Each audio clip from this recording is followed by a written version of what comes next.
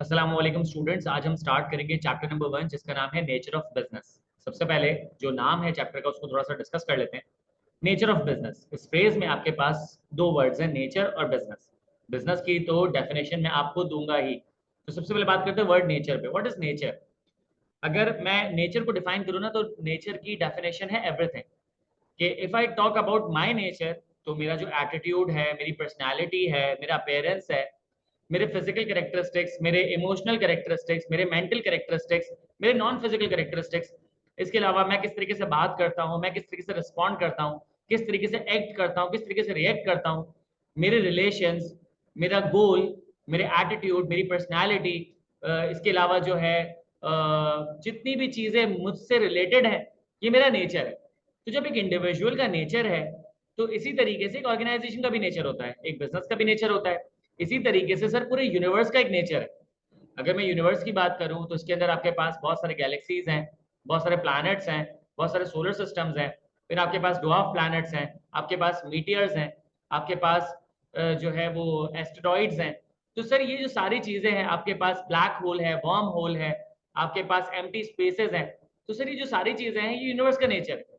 Physics, chemistry, biology, history, geography, sir ये universe का nature है।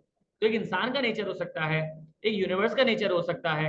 तो how is it even possible कि बिजनेस का नेचर ना हो? बिजनेस का भी नेचर होता है कि बिजनेस की टाइप्स हैं, बिजनेस की कैटेगरीज हैं, बिजनेस में प्रोडक्ट है, बिजनेस में स्टेक होल्डर्स हैं, बिजनेस में कस्टमर्स हैं, बिजनेस में एम्प्लॉयज हैं, बिजनेस में ओनर्स हैं, बिजनेस में गवर्नमेंट इन्वॉल्व होती है, बिजनेस में सप्लायर्स हैं, बिजनेस में लेंडर्स हैं।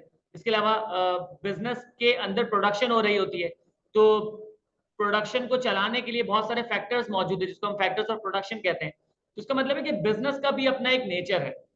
सही है। तो यहाँ पे चैप्टर नंबर 1 में हम बिजनेस के नेचर को पढ़ेंगे। आई होप आपको बेसिक समझ आ गई होगी। यहाँ पे अगर आप मुझसे पूछें तो सर ये चैप्टर नंबर 1 को हम कैसे कवर करेंगे?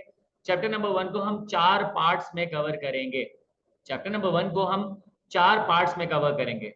पहले पार्ट में हम देखेंगे definition of business and related concepts, के बिजनेस की डेफिनेशन क्या है, और उससे रिलेटेड जितने भी कॉन्सेप्ट्स है वो पढ़ लेंगे। Part number 1 complete. Part number 2 में हम कवर करेंगे पर्पस ऑफ एन ऑर्गेनाइजेशन या purpose of a business. Business का पर्पस क्या है, बिजनेस का मकसद क्या है, ठीक है, उस मकसद को कैसे पूरा करना है, ये हम पढ़ेंगे पार्ट नंबर 2 में। पार्ट नंबर 3 में हम पढ़ेंगे फैक्टर्स ऑफ प्रोडक्शन, कि बिजनेस में गुड्स भी प्रोड्यूस हो रहे होते हैं, सर्विसेज भी प्रोड्यूस हो रही होती है। तो यहाँ पे इस प्रोडक्शन को पूरा करने के लिए कौन कौन से फैक्टर्स चाहिए होते हैं। Part number 4 stakeholders. Stakeholders का मतलब होता है वो इंडिविजुअल्स, वो ऑर्गेनाइजेशंस, वो ग्रुप्स जो कि आपके बिजनेस के साथ जुड़े हुए होते हैं। तो किसी भी बिजनेस के साथ अगर कुछ लोग जुड़े हुए हैं, तो क्यों जुड़े हुए हैं? उनका बिजनेस में कोई स्टेक है, उनका बिजनेस में कोई इंटरेस्ट है, वो चाहते हैं कि ये बिजनेस सक्सेसफुल हो, वो चाहते हैं ये बिजनेस चले, क्योंकि बिजनेस चलेगा, बिजनेस सक्सेसफुल होगा, तो बिजनेस की वजह से जो मेरा इंटरेस्ट है वो पूरा हो रहा होगा, मेरा जो फायदा है मुझे मिल रहा होगा, तो वो कहलाते हैं स्टेक होल्डर्स। पार्ट 1 में हम कवर करेंगे बिजनेस की डेफिनेशन को और रिलेटेड कॉन्सेप्ट्स को, कि डेफिनेशन ऑफ बिजनेस क्या है, और उसके अंदर जितने भी कंपोनेंट्स हैं वो रिलेटेड कॉन्सेप्ट्स हो जाएंगे। इसके बाद पार्ट नंबर 2 में हम पढ़ेंगे पर्पस ऑफ एन ऑर्गेनाइजेशन, यानी कि बिजनेस का पर्पस क्या होता है और उस पर्पस को किस तरीके से फुलफिल किया जाता है। Part number 3 factors of production, part number 4 stakeholders. So let's begin. सबसे पहले हम बात करेंगे डेफिनेशन ऑफ बिजनेस की। नेचर तो हमें समझ आ गया है, अब बिजनेस की डेफिनेशन। पेज नंबर 2 की पहली लाइन पे लिखा हुआ है, a business is an organisation that strives for profit by providing goods and services desired by its customers. A business is an organization that strives for profit by providing goods and services desired by its customers.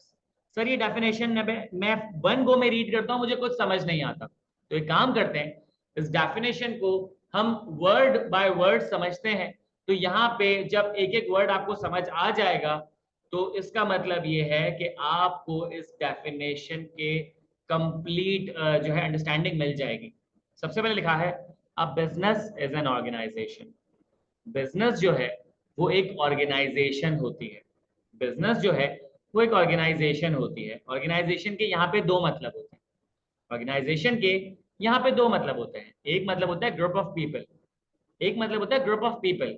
Organisation में आपके पास multiple लोग मिलके काम कर रहे होते हैं, organisation में लोग आपके पास मल्टीपल लोग मिलके काम कर रहे होते हैं, सही है। तो बिजनेस एक अकेले बंदे का काम नहीं है, बिजनेस एक ऑर्गेनाइजेशन के तहत मल्टीपल लोगों के साथ चल रहा होता है। ऑर्गेनाइजेशन का दूसरा मतलब होता है अरेंज्ड, ऑर्गेनाइजेशन का दूसरा मतलब होता है to arrange, to organise, to set up. यहाँ पे चीजों को आपने अरेंज करना होता है इन अ सेंस कि आपका बिजनेस स्मूथली चले। यहाँ पे ऑर्गेनाइजेशन का मतलब ये है ग्रुप ऑफ पीपल मिलके काम कर रहे होंगे। सर अगर ऑर्गेनाइजेशन का मतलब ग्रुप ऑफ पीपल है तो फिर सोल प्रोप्राइटरशिप क्या वो बिजनेस नहीं है? सोल प्रोप्राइटरशिप में सिंगल ओनर अपने बिजनेस को ओन और ऑपरेट कर रहा होता है। मैंने ऐसा बिजनेस देखा है जिसमें एक ही ओनर होता है, वो अपने बिजनेस को चला रहा होता है। जैसे कि जो फ्राइज का ठेला होता है, जो फ्राइज का कार्ट होता है, उसमें जो बंदा खड़ा होता है वो अकेला अपने बिजनेस को चला रहा होता है। नहीं सर, वो अकेला अपने बिजनेस को नहीं चला रहा होता, उसके साथ और लोग भी उसका बिजनेस चला रहे होते हैं। जैसे कि सप्लायर, भाई वो आलू कहाँ से लाता है, वो तेल कहाँ से लाता है, उसने ये जो यूटेंसिल्स और कटलरी खरीदी है वो कहाँ से लाया होगा, वो जो उसने कार्ड खरीदा है कहाँ से खरीदा होगा, ये जो इलेक्ट्रिसिटी आ रही है उसके पास कहाँ से आ रही है, ये जो गैस उसके पास से आ रही है कहाँ से आ रही है।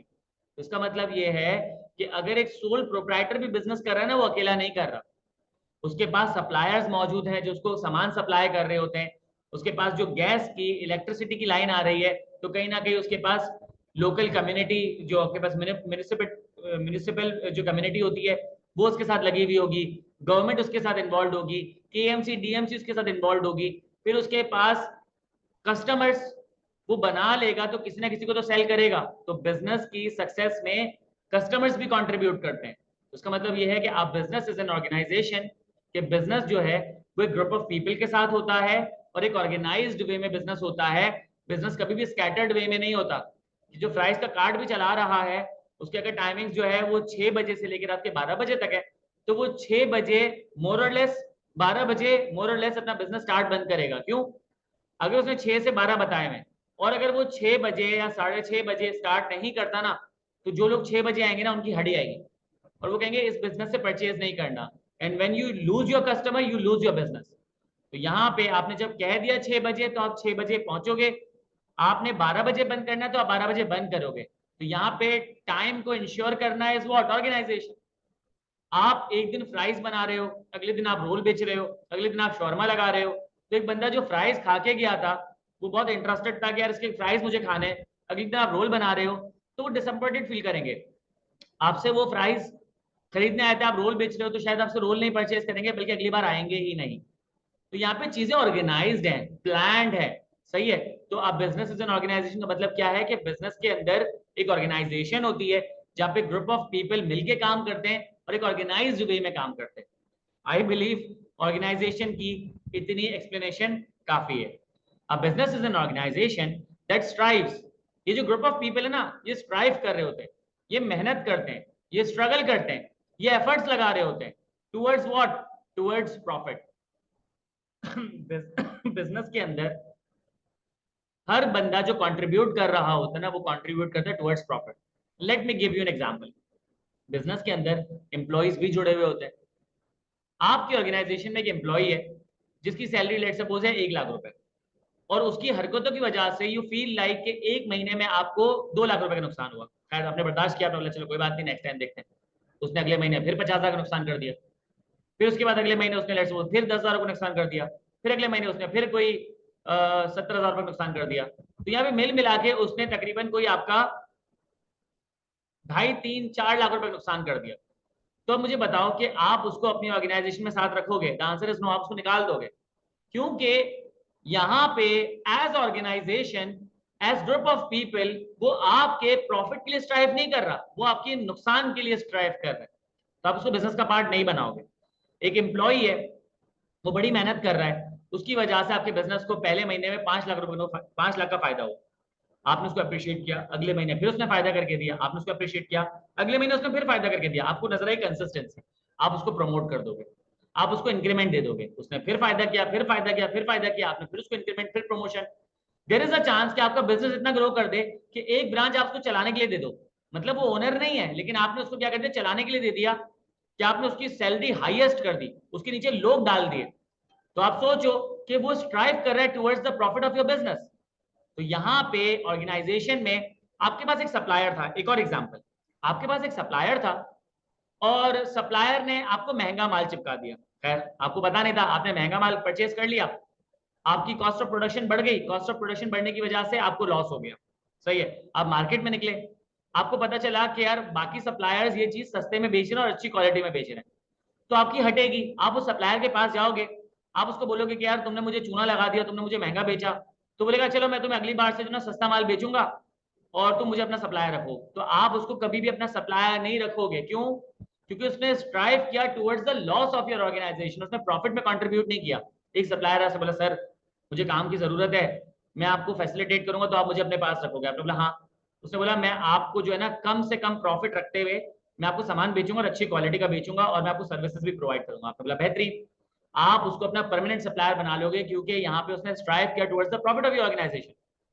सही है, तो इसका मतलब ये है आप एक एरिया में काम करते थे और उस एरिया में जहाँ पे आप बिजनेस करते थे वहां पे घरों से शिकायतें आ रही थी कि यार आपकी वजह से जो है हमारे बच्चे जो है बिगड़ रहे हैं, वो यहाँ पे बैठ के चिप्स खा रहे होते हैं और बदतमीजियां कर रहे होते हैं, इसके अलावा जो ना दूसरे इलाके के लड़के आते हैं वो हमारे बच्चों को बिगाड़ रहे होते हैं। आपको पोक किए जा रहे हैं, किए जा रहे हैं, कभी पुलिस की गाड़ी भेज देते, कभी कोई और गुंडे भेज देते हैं। मुझे बताओ कि क्या वो कंट्रीब्यूट करे towards the profit of your organisation? नहीं सर, वो लोकल कम्युनिटी मेरे बिजनेस में प्रॉफिट नहीं दे रही है बल्कि मुझे परेशान कर रही है। तो आप ऐसी जगह बिजनेस करोगे जहां पे लोकल कम्युनिटी आपको प्रमोट करे। भाई आईक्यू स्कूल ऑफ फाइनेंस की मैंने आपको पिछले ओरिएंटेशन में एग्जांपल दी थी। अब आईक्यू स्कूल ऑफ फाइनेंस के बराबर में जो दोनों घर हैं, अगर वो प्रॉब्लम क्रिएट करना शुरू कर दें तो शायद हमें यहाँ से मूव करना पड़ जाए, क्योंकि लोकल कम्युनिटी भी स्टेक होल्डर होती है, वो भी ऑर्गेनाइजेशन का पार्ट होती है और वो भी कंट्रीब्यूट कर रही थी towards the success of your business. सही है, तो a business is an organisation that strives for profit. वो ऑर्गेनाइजेशन, वो ग्रुप ऑफ पीपल जो कि ऑर्गेनाइज्ड वे में काम करके क्या करते हैं, मेहनत कर रहे होते हैं टुवर्ड्स योर प्रॉफिट्स। अच्छा, प्रॉफिट कैसे हासिल करते हैं? प्रॉफिट का सिंपल फॉर्मूला है, आपने सेल किया एक प्रोडक्ट को, लेट्स से 200 रुपए का, आपने उसको बनाया होगा 100 रुपए का, तो जब 200 का सेल किया तो दिस इज कॉल्ड रेवेन्यू। सही है, बनाने में आपने 100 रुपए लगाया, दिस इज कॉल्ड एक्सपेंस। जब आप रेवेन्यू में से एक्सपेंस माइनस करते हो तो बचता है प्रॉफिट। सर अगर रेवेन्यू जो है 100 रुपए का है और कॉस्ट 200 रुपए की है तो होगा लॉस। 100 रुपए में से अगर आपने 200 का खर्चा किया है तो इसका मतलब यह है कि आप 100 रुपए लॉस में हो। सही है, आपने 200 की चीज बना के 200 की बेच दी तो इसका मतलब है कि ब्रेक इवन। तो यहाँ पे प्रॉफिट निकालने का फॉर्मूला क्या है? Revenue minus expense. Revenue minus expense, revenue कम होंगे एक्सपेंस ज्यादा होगा तो लॉस, रेवेन्यू ज्यादा होंगे एक्सपेंस कम होगा तो प्रॉफिट, दोनों बराबर होंगे तो ब्रेक इवन। सिंपल सी लॉजिक है। तो यहाँ पे लिखा हुआ है कि हर बंदा क्या करता है, आपके रेवेन्यू को बढ़ाने की कोशिश कर रहा है, आपके एक्सपेंसेस को कम करने की कोशिश कर रहा है by providing goods and services. आप या तो जो है गुड्स डेवलप करते हो या सर्विसेज डेवलप करते हो, या गुड्स एंड सर्विसेज दोनों डेवलप करके सेल कर रहे होते। सही है sir, IQ school of finance है वो सर्विस इंडस्ट्री है, वो आपको लेक्चर सेल करी थी, लेक्चर मैंने आपको सेल किया है। लेकिन अगर आप आईक्यू स्कूल ऑफ फाइनेंस से बुक्स परचेज कर रहे हो, आईक्यू स्कूल ऑफ फाइनेंस से स्टेशनरी परचेज कर रहे हो, आईक्यू स्कूल ऑफ फाइनेंस से लेट्स सपोज कोई और फिजिकल प्रोडक्ट परचेज कर रहे हो, तो इसका मतलब ये है कि आप गुड्स भी परचेज कर रहे हो। सही है, इसी तरीके से अगर आप हेयर शॉप पे जाते हो बाल कटवाने के लिए, सही है, तो वहां पे आप जाके जब अपने बाल कटवा रहे हो तो आप सर्विसेज ले रहे होते हो, लेकिन आप उसको कहते हो कि यार वो तुम लोगों की अपनी स्पेशलाइज्ड जो क्रीम है ना, वो जो जिससे चेहरे के धब्बे साफ हो जाते हैं, वो मुझे सेल कर दो। तो आपको प्रोडक्ट जो भी बेचेगा XYZ अमाउंट पे, तो वो क्या होगा, गुड्स होंगी। तो गुड्स और सर्विसेज दोनों बिजनेसेस बना सेल कर रहे होते हैं। सही है, तो यहाँ पे लिखा हुआ है goods and services desired by its customers. Desired का मतलब ये है कि वो गुड्स एंड सर्विसेज बनाओ if you want a successful business, और if you want a business, आपको बिजनेस चाहिए ना, आप वो गुड्स एंड सर्विसेज बना के बेचो जो कि कस्टमर डिजायर कर रहा है। अगर कस्टमर के डिजायर से हट के बनाओगे ना कि यार मैं तो प्रोड्यूसर हूं, यूएस में तो मैंने देखा था कि यार ये चीज बहुत बिक रही होती है, तो पाकिस्तान में भी वो चीज बिकेगी, क्या पता पाकिस्तान में वो चीज डिजायर ही नहीं की जाती। फिर पाकिस्तान में चिकन बर्गर चलता है, पाकिस्तान में बीफ बर्गर चलता है, पाकिस्तान में मैं कहता हूँ कि शायद फिश बर्गर भी चल जाएगा, लेकिन पाकिस्तान में कभी भी हैम बर्गर नहीं चलेगा। यूएस में चाहे आप जितना भी हैमबर्गर बेचो कोई टेंशन नहीं है, पाकिस्तान में आप क्वालिटी हाई कर दो, कॉस्ट रिड्यूस कर दो, लेकिन कस्टमर कभी भी डिजायर नहीं करेगा। तो यहाँ पे आपने वो प्रोडक्ट बनाना है जो उस रीजन में, उस मार्केट में डिजायर किया जा रहा हो बाय इट्स कस्टमर। सही है, कस्टमर मैंने आपको बता दिया कि कस्टमर आप लोग, मैंने आपको बताया ना कि आप लोग कहते हो कि पर्सनल लाइफ और बिजनेस लाइफ अलग अलग होती है। मैंने आपको बिजनेस लाइफ के साथ कैसे जोड़ा, मैंने बोला your customer, IT school of finance के कस्टमर हो, जो तुम्हारे इलाके में रोटी वाला है उसके तुम कस्टमर हो, जो तुम्हारे इलाके में दूध वाला है उसके तुम कस्टमर हो, तुम्हारे इलाके में जो गोश्त की दुकान है तुम उसका कस्टमर हो, तुम अगर इम्तियाज जाते हो तुम इम्तियाज के कस्टमर हो, अगर तुम चेस जाते हो तुम चेस के कस्टमर हो, अगर तुम लेट सपोज कोई कॉर्सेरा से कोर्स बाय करो तुम उसके कस्टमर हो। तो इसका मतलब ये है कि तुम हर बिजनेस के कस्टमर हो। तो तुम्हारी पर्सनल लाइफ और बिजनेस लाइफ जो है वो मर्ज्ड है, वो इनसेपरेबल है। So this is the definition of business. A business is an organization. A business is a group of people that strive. ये group of people strive करते हैं, मेहनत करते हैं towards what? Profit. कि ये रेवेन्यू को बढ़ाते हैं और कॉस्ट को कम करने की कोशिश करते हैं। कैसे? ये जो भी गुड्स एंड सर्विसेज बना रहे होते हैं, एक तो वो कस्टमर डिजायर कर रहा होता है और आप उसमें भी क्या कर रहे होते हो, कॉस्ट को कम करने की कोशिश करते हो ताकि आपका कस्टमर जो है वो खुश हो जाए और फिर वो आपसे बार बार परचेज करने के लिए आए। This is the definition of business. और ये एक कॉम्प्रिहेंसिव जबरदस्त किस्म की डेफिनेशन है, इसके एमसीक्यूज बन सकते हैं। एच के यस, ये यहाँ पे डिजायर्ड का मतलब है डिमांड। एच के ने पूछा है sir desired means demand right? Yes, business में डिजायर, डिमांड, वांट सब सेम होता है। इकोनॉमिक्स में डिजायर और डिमांड में फर्क है। आई होप ये बात आपको पता है। ये लेक्चर सुनते हुए शायद नहीं पता हो, लेकिन जैसे ही आप इकोनॉमिक्स पढ़ना शुरू करोगे और डिमांड सप्लाई के चैप्टर पे आओगे ना, ये बात आपको समझ आ जाएगी कि बिजनेस के अंदर डिजायर, वांट, डिमांड एक ही चीज होती है, लेकिन इकोनॉमिक्स में डिजायर और डिमांड में फर्क आ जाता है। सही है, तो ये हमने डेफिनेशन पढ़ लिया, आई होप आपको समझ आ गई होगी। अब कुछ बेसिक कॉन्सेप्ट देख लेते हैं। सही है, बेसिक कॉन्सेप्ट देख लेते हैं कि यहाँ पे पहले बात हो रही है गुड्स एंड सर्विसेज की। Goods are tangible item. Sir tangible का मतलब क्या होता है? Anything that can be held, जिसको पकड़ा जा सके। सही है, टच्ड, जिसे छुआ जा सके, स्टोर्ड, जिसे स्टोर कर लिया जा सके। Anything that can be held, touched और stored is called tangible items, और गुड्स होते हैं tangible items. Services, services are intangible offerings. Sir, what is intangible? Anything that cannot be held, cannot be touched और cannot be stored. जिस चीज को आप hold नहीं कर सको, जिसे आप टच नहीं कर सको, जिसे आप स्टोर नहीं कर सको, वो कहलाती है सर्विसेज। तो goods plus services called product. Goods और services combined are called product. आपसे कोई पूछेगा भाई गुड्स प्रोडक्ट है या सर्विसेज प्रोडक्ट, आप कहोगे दोनों। गुड्स जो है वो फिजिकल प्रोडक्ट है, सर्विसेज जो है वो नॉन फिजिकल प्रोडक्ट है। तो goods and services. Sir goods and services का डिफरेंस है टेंजिबिलिटी का, कि goods can be touched, hold and stored, services can not be touched, held and stored. सही है सर, दोनों में क्या कुछ सिमिलैरिटी है? Yes, goods and services both can be manufactured और ट्रेडेड। गुड्स और सर्विसेज को आप बना भी सकते हो और सेल भी कर सकते हो। भाई आईक्यू स्कूल ऑफ फाइनेंस में मैंने सर्विस ऑफर की और तुमने वो सर्विस परचेज कर ली, तो यहाँ पे मैं अपनी सर्विसेज सेल कर सकता हूँ, तुम मेरी सर्विसेज परचेज कर सकते हो। सही है, तो सर्विसेज को सोल्ड की किया जा सकता है, परचेज भी किया जा सकता है। गुड्स को भी सेल और परचेज किया जा सकता है। भैया मोबाइल फोन मुझे किसी ने बेचा होगा तो मैंने परचेज किया। सही है, गुड्स को भी सेल और परचेज किया जा सकता है, सर्विसेज को भी सेल और परचेज किया जा सकता है। गुड्स एंड सर्विसेज दोनों को मैन्युफैक्चर भी किया जा सकता है। भाई सर गुड्स को कैसे मैन्युफैक्चर किया होगा? इसमें प्लास्टिक डाला होगा, इसमें शीशा डाला होगा, इसमें जो है वो तार वार डाले होंगे और सारी चीजें करके रिसर्च और डेवलपमेंट करके मोबाइल बना लिया होगा। सही है सर, सर्विसेज को कैसे मैन्युफैक्चर किया जाता है? ये आईटीबी में तुम्हें जो पढ़ा रहा हूँ, ये आईटीबी में खुद पढ़ा होगा। मैंने अपना स्कूलिंग की, अपना कॉलेज किया, अपनी यूनिवर्सिटी की, फिर मैंने ये बुक पढ़ी, फिर बुक पढ़ने के बाद मैंने अपने लेक्चर्स तैयार किए। इस लेक्चर में ये बात कि चैप्टर नंबर 4 को हम 4 हिस्सों में पढ़ेंगे। इस पूरे कोर्स को हम 3 ग्रेड्स में ब्रेक करेंगे। इसमें इतने पेजेस हैं, आपने इतना रीडिंग करनी है, इतने एडिशनल प्रैक्टिस क्वेश्चन सॉल्व करने, ये मैंने प्रोड्यूस किया है। तो goods and services both can be produced and both can be traded. सही है, गुड्स एंड सर्विसेज का difference, goods can be held, touched and stored, services can not be held, touched and stored, ये difference हो गया। Similarity, both goods and services can be manufactured और traded. I hope आपको goods and services समझ आ गई होंगी। तो अगर sir if I will have curies then how should I ask, next class का वेट करना होगा। आप सवाल पूछ लो दो आप सवाल पूछ लो, जहां बीच में मैं रुकूंगा ना मैं जवाब दे दूंगा। सही, जैसे अभी एच के ने सवाल पूछा ना कि उसने पूछा कि सर डिजायर और डिमांड में क्या फर्क है बिजनेस में, तो डिजायर और डिमांड का बिजनेस में कोई फर्क नहीं होता, इकोनॉमिक्स में होता है। इसी तरीके से if you have questions please ask, बीच में जब ब्रीदिंग स्पेस मिलेगा मैं सवाल ले लूंगा, जैसा अभी मिला था। मैंने सबसे पहले आपको बिजनेस की डेफिनेशन बताई, सवाल लिया, फिर गुड्स एंड सर्विसेज की डेफिनेशन बताई, फिर सवाल लिया। तो अगर आप कोई सवाल पूछ लो, मैं अगले कॉन्सेप्ट की तरफ चल रहा हूँ, वो चलने के बाद मैं आपको सवाल का जवाब दे दूंगा।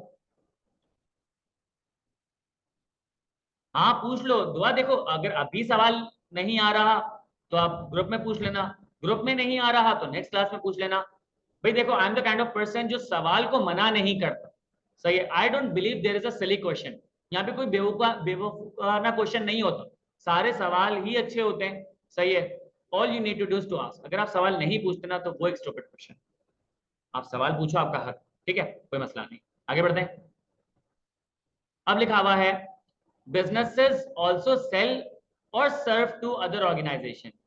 businesses सिर्फ कंज्यूमर्स को नहीं सेल कर रहे थे, दूसरी ऑर्गेनाइजेशन को सेल करते हैं। तो यहाँ पे कॉन्सेप्ट आता है, ठीक है। There are two types of customers, there are, ये जो डेफिनेशन लिखा ना डिजायर्ड बाय इट्स कस्टमर्स, ये लिखा हुआ, there are two types of customers. Customers दो किस्म के होते हैं। पहला आपके पास जो कस्टमर होता है वो कहलाता है कंज्यूमर, दूसरा जो कस्टमर है वो कहलाता है बिजनेस या ऑर्गेनाइजेशन। कंज्यूमर वो कस्टमर होता है जो कि गुड्स एंड सर्विसेज परचेज कर लेने के बाद अपने पर्सनल यूज में ले जाता है। बिजनेस वो कस्टमर होता है जो कि गुड्स एंड सर्विसेज परचेज कर लेने के बाद बिजनेस यूज में ले जाता है। सर ये क्या बात हुई, समझो। कंज्यूमर वो कस्टमर है जो कि गुड्स एंड सर्विसेज परचेज कर लेने के बाद अपने पर्सनल यूज में ले जाता है। पर्सनल यूज क्या, वो खुद कंज्यूम कर लेता है, वो किसी को गिफ्ट कर देता है, घर पे ले जाके दे देता है, डोनेट कर देता है, फेंक देता है, जला देता है, संभाल के रख लेता है, सही है, कुछ भी करता है, सही है। इससे उसका कोई बिजनेस बेनिफिट पूरा नहीं हो रहा, कोई बिजनेस पर्पस पूरा नहीं हो रहा, सही है। पर्सनल यूज, बिजनेस यूज का मतलब क्या कि आपने कोई गुड्स एंड सर्विसेज परचेज की, आप उसे अपने बिजनेस में इस्तेमाल कर लेते हो, सही है। कि आपने कोई और गुड्स एंड सर्विसेज बनानी थी अपने बिजनेस में और आपने क्या किया, एक प्रोडक्ट परचेज करके अपने बिजनेस में लगा दिया, तो बिजनेस यूज। अब इसकी दोनों की एग्जांपल देता हूं। एक बंदा वो क्या करता है, चावल परचेज करता है, चावल परचेज करके वो क्या करता है, घर चले जाता है, अम्मी को चावल दे देता है, अम्मी उससे बिरयानी बनाती है और सब बिरयानी खाते हैं और तारीफ करते हैं। तो वो जो बंदा चावल परचेज करके गया ना वो कहलाएगा कंज्यूमर, सही है। और दूसरी एग्जांपल में एक बंदा चावल परचेज करके गया, चावल परचेज करने के बाद वो अपनी शॉप पे गया, उस चावल की उसने बिरयानी बनाई और बिरयानी बनाने के बाद उसने बॉक्सेस सेल करना शुरू कर दिए। तो दूसरी एग्जांपल में जो बंदा था वो कस्टमर, कंज्यूमर नहीं बल्कि वो बिजनेस था, वो ऑर्गेनाइजेशन थी। तो यहाँ पे बिजनेसेस से जो प्रोडक्ट परचेज कर रहे होते हैं, कभी कभी वो कंज्यूमर होते हैं, कभी कभी वो बिजनेस होते हैं। तो यहाँ पे एक कॉन्सेप्ट आता है, यहाँ पे कॉन्सेप्ट आता है, अगर बिजनेस जो है वो सेल कर रहा, सेल और सर्व कर रहा है ऑर्गेनाइजेशन को, तो उसको कहते हैं बी टू बी। अगर बिजनेस सेल और सर्व कर रहा है कंज्यूमर को तो ये कहलाएगा बी टू सी। सर इसके बाद एक और कॉन्सेप्ट आता है कि अगर कंज्यूमर जो है सेल और सर्व कर रहा है बिजनेस को तो कहलाएगा सी टू बी, और अगर कंज्यूमर जो है वो सेल और सर्व कर रहा है दूसरे कंज्यूमर को तो कहलाएगा सी टू सी। तो बिजनेस बिजनेस को सेल और सर्व कर सकता है, बिजनेस कंज्यूमर को सेल और सर्व कर सकता है। सर ये जो दो बातें ना, ये नॉर्मल बात है कि बिजनेस बिजनेस को भी सेल और सर्व कर रहा होता है, बिजनेस कंज्यूमर को भी सेल और सर्व कर रहा होता है।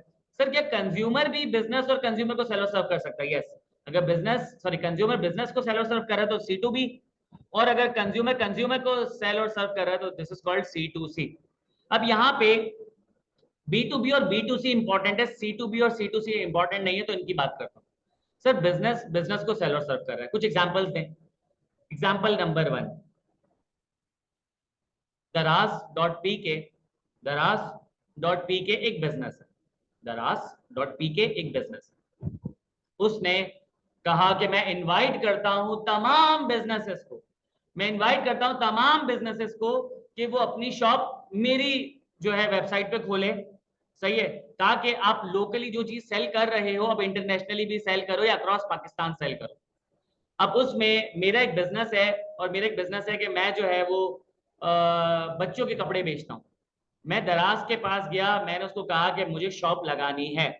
दराज ने कहा कि अगर आपने ये वाली शॉप लगानी है जिसमें आपके पास 2 प्रोडक्ट दिखा सकते हो तो वो फ्री की। अगर आपने 10 जो है प्रोडक्ट दिखाने हैं तो उसमें आपने मंथली मुझे 1000 रुपए देने।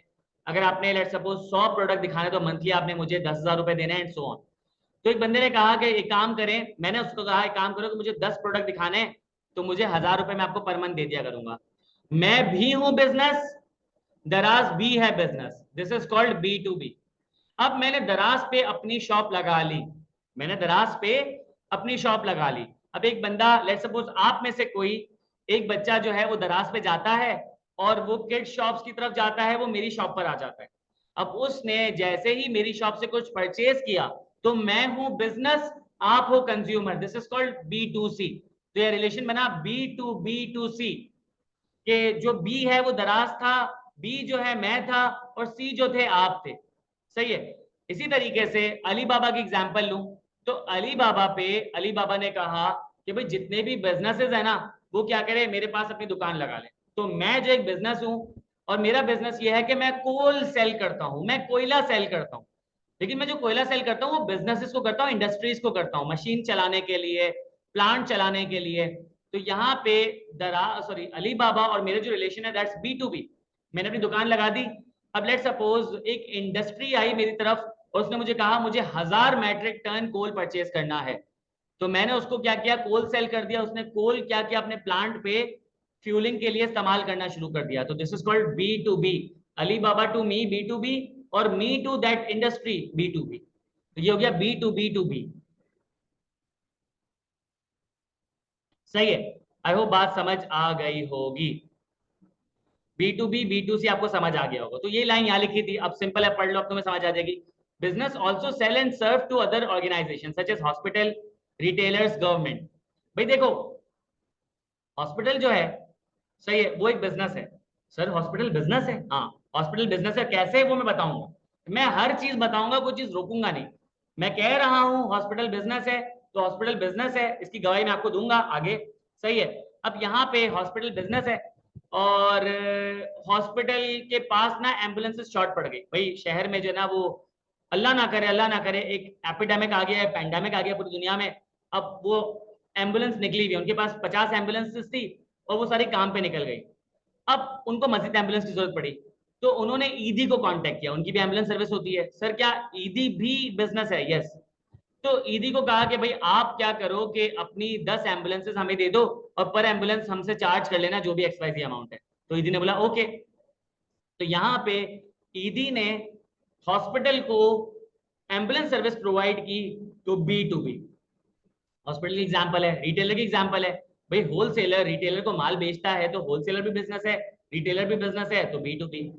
सही है। प्रोड्यूसर होलसेलर को माल बेच रहा होता है, B2B। तो आई बिलीव ये इतने एग्जांपल्स आपके लिए काफी हैं। सही है। फिर इसके बाद, अच्छा खैर मैं मार्क कर देता हूँ, मैं जरा पॉज करके, कोई सवाल है तो प्लीज पूछ लें यहाँ पे। सही है। एक तो मैंने आपको ये बताया कि goods are tangible item that can be held, touched and stored. ये एक बात आपके लिए बहुत इंपॉर्टेंट थी, ये मैं मार्क कर देता हूँ। सही है। बुक को पूरा रीड करना है। मैं जो ग्रीन मार्क कर रहा हूँ ना वो आपके लिए MCQs के पॉइंट ऑफ व्यू से और कॉन्सेप्ट के पॉइंट ऑफ व्यू से बहुत इंपॉर्टेंट है। बाकी रीड आपने पूरा करना है। मैं बताऊं कि MCQs बुक से इतने आते हैं ना कि अगर आपने सिर्फ बुक को ही 4 दफा रीड किया होगा ना तो आप आराम से 60 मार्क्स सिक्योर कर सकते हो, आराम से। Sir paper pass? यस। सही है। फिर मैंने कहा कि बिजनेस जो ना सेल और सर्व करे तो दूसरी ऑर्गेनाइजेशन में आप आ जाती है B2B की, ये भी मैंने आपको बता दिया। सही है। फिर इसके बाद आपके पास 2 छोटे और कॉन्सेप्ट आते हैं। एक कॉन्सेप्ट ये है, लिखा हुआ है कि businesses create and sorry the businesses create the goods and services that are the basis of a standard of living. एक कॉन्सेप्ट आया स्टैंडर्ड ऑफ लिविंग का, एक कॉन्सेप्ट आया स्टैंडर्ड ऑफ लिविंग का, एक कॉन्सेप्ट आएगा आपके पास क्वालिटी ऑफ लाइफ का। सोचो, sir standard of living, quality of life, दोनों एक ही चीज लग रही है, क्या दोनों में फर्क है? पहले तो ये देखना कि what is standard of living, what is quality of life, फिर उसके बाद देखेंगे कि दोनों सिमिलर है या दोनों अलग अलग है। स्टैंडर्ड ऑफ लिविंग की आगे definition, the standard of living of any country is measured by the output of goods and services people can buy with the money they have. इसका सिंपल मतलब ये कह रहा है कि एक साल में आपके मुल्क में जितने भी गुड्स एंड सर्विसेज बनते हैं उनकी प्राइस, सही है, उनकी प्राइस, कॉस्ट की बात नहीं कर रहा, उनकी सेलिंग प्राइस की बात कर रहा हूँ, सही है, उनकी अमाउंट। तो आपने क्या किया, लेट्स सपोज आपने देखा आपके मुल्क में जो गुड्स एंड सर्विसेज बने ना और वो मार्केट में बिकने के लिए गए, तो उन सबकी अगर मैं सेलिंग प्राइस को जोड़ लूँ तो वो बन जाते हैं लेट्स सपोज 100 रुपए, वो बन जाते हैं 100 रुपए, सही है। आपने क्या किया कि टोटल इनकम जो मुल्क में थी, आपने टोटल इनकम, किसी ने लेट्स सपोज 2 रुपए कमाया, किसी ने 4 रुपए कमाया, किसी ने 3 रुपए कमाया, किसी ने 1 रुपए कमाया, कर करके आपने सबकी इनकम जोड़ी, तमाम हाउस होल्ड की जब आपने इनकम जोड़ी तो बनी 70 रुपए। तो जब आप 70 रुपए को 100 से डिवाइड करोगे तो आपके पास आ जाएगा स्टैंडर्ड ऑफ लिविंग। तो यहाँ पे आपके पास आंसर है 70%। इसका मतलब ये है कि एक साल में आपकी आवाम अपनी बनाई हुई 70% चीजों को खरीद सकती है, 30% चीजों को नहीं खरीद सकती। This is called standard of living. फिर से पढ़ो, the standard of living of any country is measured by the output of goods and services people can buy with the money they have. They had 70 rupees और goods and services आपके पास 100 रुपए की थी, तो वो क्या कर सके, 70 रुपए की चीजें खरीद सके, 30 रुपए की चीज नहीं खरीद सके। तो इसका मतलब है कि उनकी परचेसिंग पावर है 70%। तो यहाँ पे मैंने वर्ड यूज कर लिया, यहाँ पे मैंने फ्रेज यूज कर लिया, परचेसिंग पावर। तो स्टैंडर्ड ऑफ लिविंग क्या है, परचेसिंग पावर है। स्टैंडर्ड ऑफ लिविंग है परचेसिंग पावर, सही है। आगे लिखा हुआ है this provides a basis for comparing standard of living of among different countries.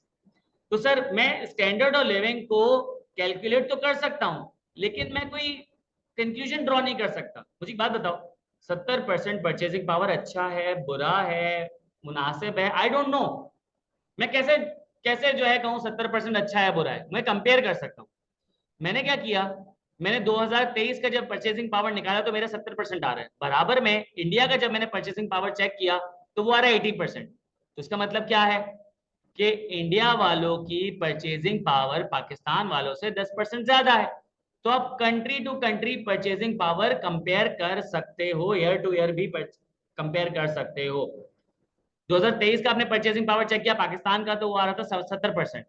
2022 का चेक किया तो लेट सपोज आ रहा था 80%। तो उसका मतलब ये है कि परचेसिंग पावर हमारी अगले साल 10% गिर गई। तो यहाँ पे आपने कंपेयर करना पड़ेगा, अकेले में परचेसिंग पावर कोई कंक्लूजन ड्रॉ करके नहीं दे रहा होता।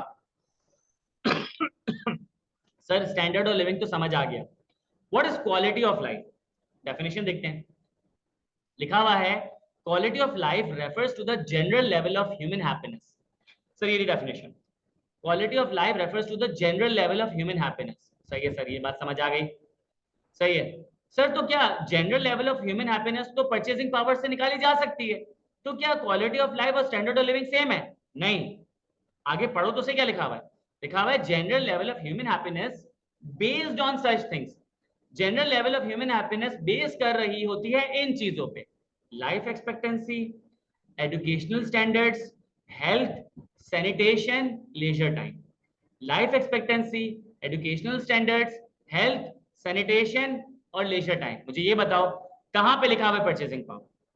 यानी कि क्वालिटी ऑफ लाइफ को मैं परचेसिंग पावर से या इनकम से कैलकुलेट नहीं करता, मैं उसे कैलकुलेट करता हूं कि हमारी लाइफ एक्सपेक्टेंसी क्या है, कि जिस मुल्क में लोग ज्यादा जीते हैं, हेल्दी जीते हैं, एडुकेटेड होते हैं, उनकी सफाई सुथराई का ख्याल रखा जाता है, उनको फारिग वक्त मिलता है कि वो अपने हॉबीज वगैरह को पूरा कर सकें, वहां पे क्वालिटी ऑफ लाइफ अच्छा होता है।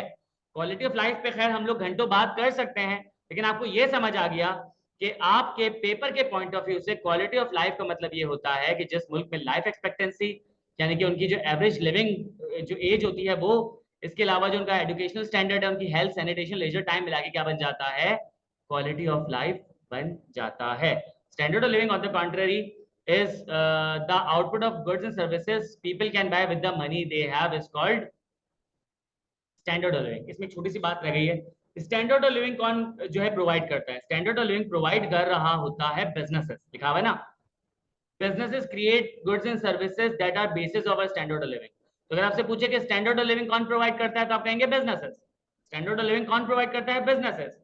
यहाँ पे पूछा जाए कि क्वालिटी ऑफ लाइफ कौन प्रोवाइड करता है तो बिजनेसेस भी कर रहे होते हैं, सही है, गवर्नमेंट भी कर रही होती है, नॉट फॉर प्रॉफिट ऑर्गेनाइजेशंस भी कर रही होती है। सर मैंने अभी आपको नॉट फॉर प्रॉफिट ऑर्गेनाइजेशन नहीं पढ़ाया है तो परेशान होने की जरूरत नहीं है, सही है। इसके बाद एक और बेसिक कॉन्सेप्ट आ रहा है प्रॉफिटेबिलिटी। सवाल पूछा गया कि प्रॉफिट कैसे निकाला जाता है। जवाब दिया गया with the interaction of revenue and cost.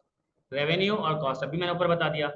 Revenue में से कॉस्ट माइनस कर दो तो प्रॉफिट बच जाएगा। रेवेन्यू ज्यादा है, कॉस्ट कम है, प्रॉफिट, कॉस्ट ज्यादा है, रेवेन्यू कम है तो लॉस, दोनों बराबर है तो ब्रेक इवन। सर वाह, ये तो बहुत आसान है। सही है, इतना आसान नहीं है। अब मैं आपको कुछ एग्जांपल्स देता हूँ बिजनेस के पॉइंट ऑफ व्यू से। एक बंदा है मेरी दुकान पे, उसने मुझे कहा यार ये कितने की चीज है। मैंने कहा 100 रुपए की। उसने कहा यार बहुत महंगी बेच रहे हो तुम। वो बराबर वाली दुकान पे चले गया, उसने वहां से परचेस कर ली। मैंने सोचा यार 100 रुपए की बेच रहा हूँ, बराबर वाले में मैंने जाके देखा तो वो 90 रुपए की बेच रहा था। इसका मतलब क्या है कि मुझे अपना रेवेन्यू कम करना पड़ेगा। मैंने अपना रेवेन्यू कम करा 90 रुपए का, सही है। और मैंने कहा कि यार मुझे प्रॉफिट कम हो जाएगा। लेट सपोज मेरी कॉस्ट बन रही थी 50 रुपए, तो उसका मतलब ये है कि पहले मुझे प्रॉफिट मिलता 50 रुपए का, मुझे प्रॉफिट मिलेगा 40 रुपए का। तो मैंने कहा मुझे 40 का प्रॉफिट नहीं चाहिए, मुझे 50 का प्रॉफिट चाहिए। तो मैंने क्या किया, 10 रुपए से अपनी कॉस्ट गिरा दी, 10 रुपए से अपनी कॉस्ट गिरा दी। अब वो बंदा अगले दिन मेरे पास आया, अगले दिन मेरे पास आया, बोले भाई कितने की चीज है। मैंने कहा 90 की। उसने बोला यार ये तुम बेकार क्वालिटी की चीज 90 की बेच रहे हो, बराबर में अच्छी क्वालिटी में 90 रुपए में वही चीज मिल रही है, तो तुमसे क्यों खरीदो। चले गए। यूर लाइक कि यार मैं 90 रुपए की बेच रहा हूँ, अब इसको क्या मसला है। आप बराबर में, आपने देखा क्वालिटी तो अच्छी है।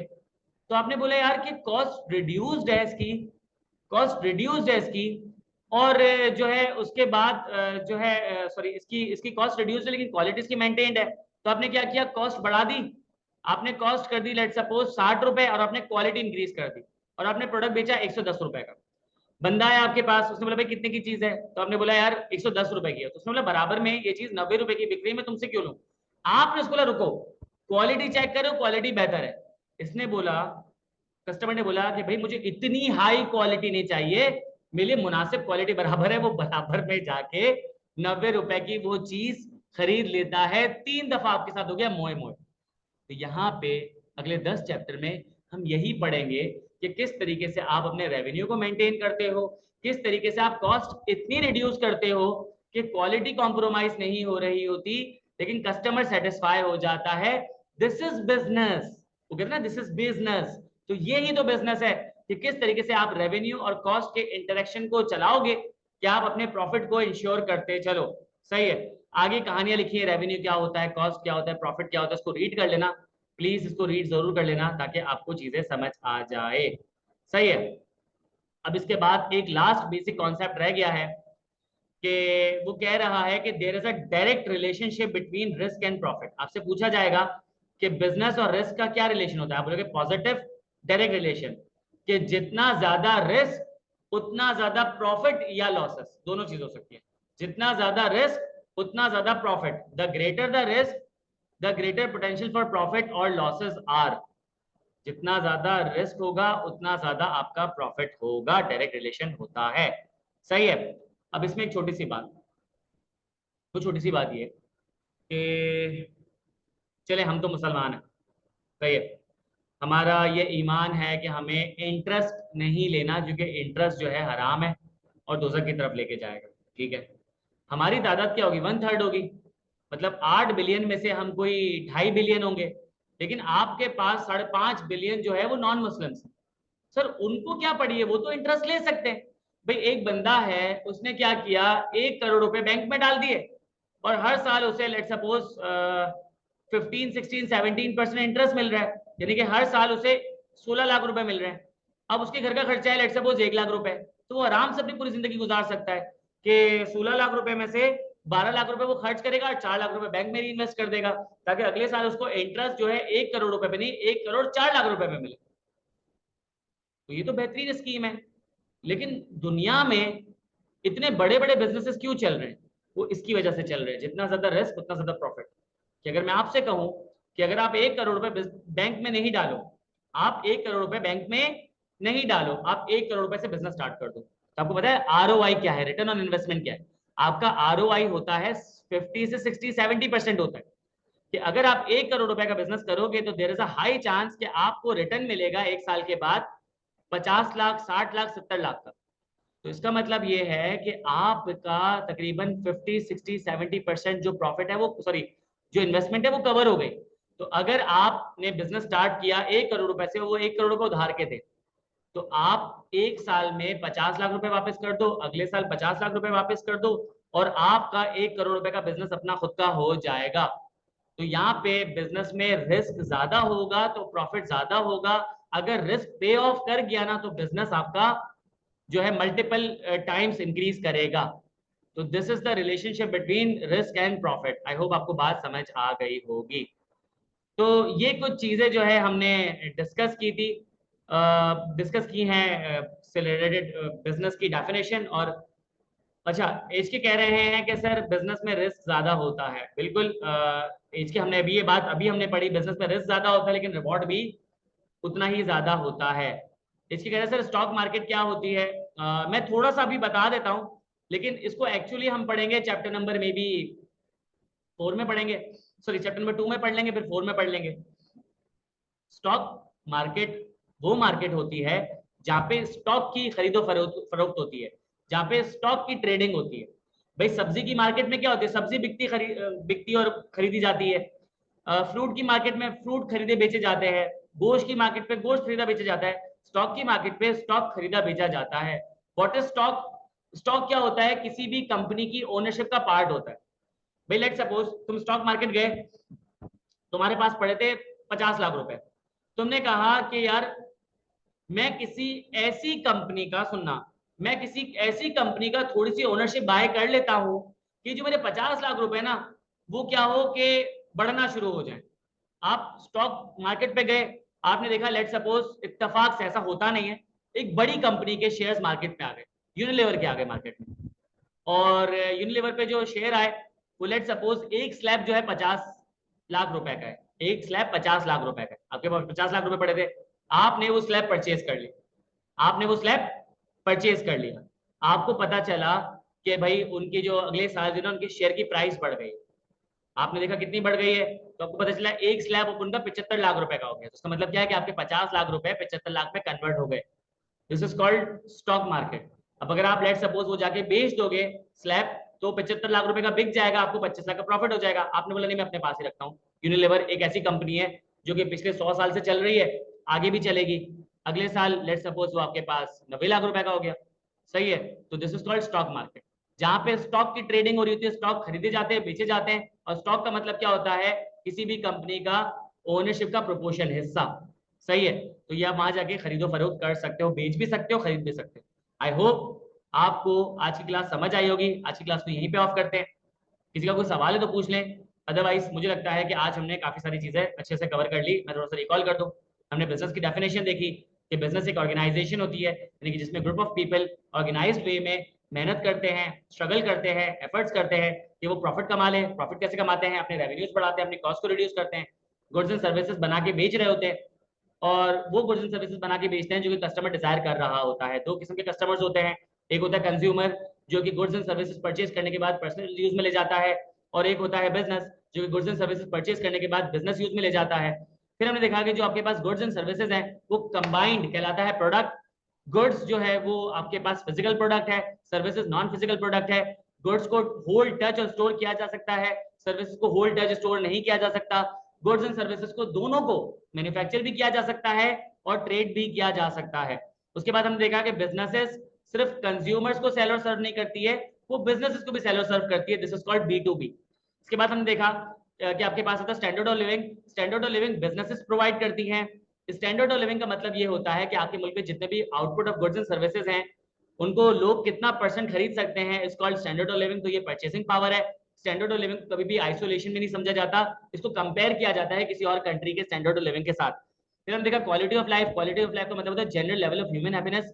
General level of human happiness base करती है 5 चीजों पे: life expectancy, educational standards, health, sanitation, leisure time. उसके बाद हमने बात की प्रॉफिटेबिलिटी की। प्रॉफिटेबिलिटी का फॉर्मूला सिंपल है, रेवेन्यू को कॉस्ट से माइनस कर दो। रेवेन्यू ज्यादा कॉस्ट कम तो प्रॉफिट, रेवेन्यू कम कॉस्ट ज्यादा लॉस, अगर दोनों बराबर तो ब्रेक इवन। फिर मैंने आपको बता दिया कि रेवेन्यू कॉस्ट को मेंटेन करना ही एक बहुत बड़ा बिजनेस का प्रोसीजर या प्लान होता है। फिर उसके बाद मैंने बात की कि there is a direct relationship between risk and profit. जितना ज्यादा रिस्क होगा उतने chances of profit and loss बढ़ जाएंगे। इसी वजह से लोग बिजनेस की तरफ ज्यादा जाते हैं और फिक्स्ड अकाउंट की तरफ कम जा रहे होते हैं। आई होप सारी बातें आपको समझ आ गई होगी। इसकी कह रहा है कि what is the impact of high rate and low rate of stock market in normal life. भाई देखो, चीजों की जो कमोडिटीज होती हैं उनकी प्राइस जो है स्टॉक मार्केट की वजह से तय हो रही होती है, कि अगर आपकी स्टॉक मार्केट बढ़ जाएगी, आपकी स्टॉक मार्केट बढ़ जाएगी तो उसका भी पॉजिटिव और नेगेटिव इम्पैक्ट जो है वो कमोडिटीज की प्राइस पे आता है, कम हो जाएगी तो उसका भी पॉजिटिव और नेगेटिव इम्पैक्ट कमोडिटीज पे आता है। यहाँ पे बहुत सारे फैक्टर्स इन्वॉल्व है इसके, ये इकोनॉमिक्स का टॉपिक है, ये बिजनेस में डायरेक्टली नहीं आ रहा होता। मैं कभी डिस्कस कर लूंगा, बट आई बिलीव कि इस पे टाइम ना जाया करें, हमारा फोकस जो ना बुक पे होना चाहिए। कभी इंशाल्लाह टाइम मिलेगा तो वैसे नॉर्मली डिस्कस कर लेंगे, मसले की बात नहीं है। क्लास में आई बिलीव क्लास के लिए इतना इंपॉर्टेंट नहीं है, कभी नॉर्मल जनरल डिस्कशन हुई तो कर लेंगे, ठीक है। तो आज की क्लास को यहीं पे ऑफ करते हैं, ख्याल रखिएगा, अल्लाह हाफिज। आई होप आपको काफी सारी चीजें समझ आई हो, आपने सीखा हो और मजा आया आपको, ठीक है, ख्याल रखिएगा, अल्लाह हाफिज।